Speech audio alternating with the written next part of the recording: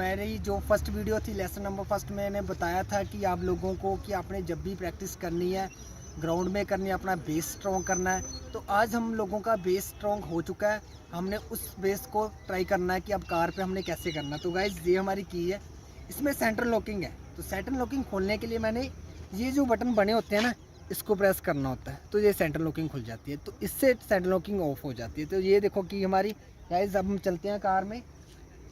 तो गाइज दिखाओ कैमरा मेरे, चलो बंद करते हैं। हेलो गाइज, जैसे कि मैंने आपको बताया था कि हमारे पास की है, हमने की को क्या किया, साइड पे रख दिया गाइज।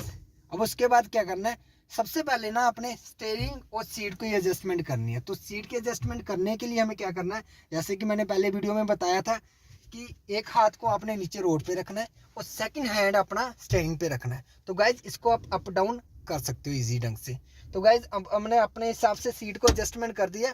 तो इसके बाद क्या करना है हमने कि सीट बेल्ट, जो कि बहुत ही ज़्यादा इंपॉर्टेंट है हमारी सेफ्टी के लिए। तो अब हमने सीट बेल्ट लगा दी। तो गाइज इसके बाद हमने क्या करना है, मिरर चेक करने हैं। तो ये राइट साइड मिरर देखो दिख रहा हमें, ये फ्रंट वाली चीज़ दिख रही है और राइट साइड वाले लेफ्ट वाली दिख रही है। तो ये सारी चीज़ें क्लियर होने के बाद अब हम लोग आते हैं गियर पे। तो गियर की पोजीशन क्या है, मैंने जैसे बताया था कि इसको लेफ्ट और राइट करना है। तो इससे पता चलेगा कि ये न्यूट्रल है। न्यूट्रल करने के बाद ये होती है हैंड ब्रेक। तो अब हमने क्या करना है, हैंड ब्रेक डाउन करने से पहले ना हमारा पैर क्लच और ब्रेक पे होना चाहिए।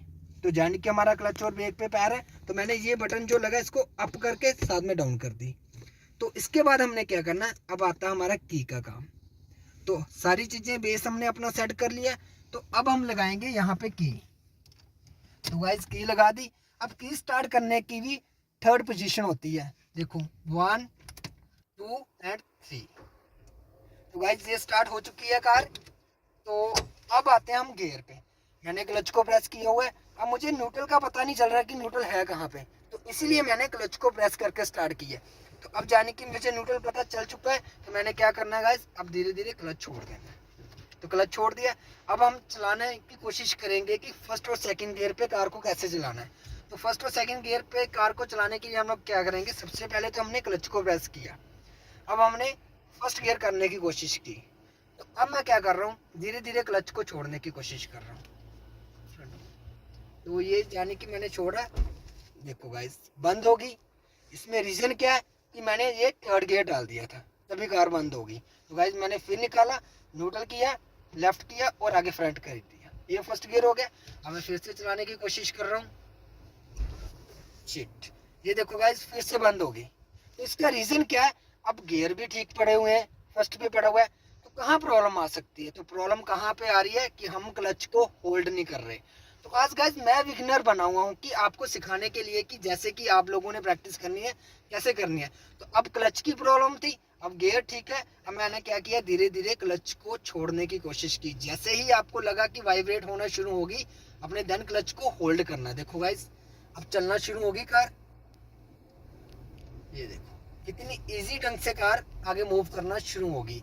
तो अब हमने क्या करना है, अब कार तो चल रही है अच्छी ढंग से, अब हमने सेकंड गियर डालना है। तो सेकंड गियर के लिए क्या करना है, सबसे पहले क्लच एंड लेफ्ट करके बैक कर देना है। तो ये हो गया हमारा सेकंड गियर। अब धीरे धीरे हम क्लच को छोड़ सकते हैं। तो मान लो गाइस कि अब आगे एकदम से कोई आ जाता है, तो हमने क्या किया, क्लच दबाया और बंद कर दी कार, यहाँ पे रोक दी कार।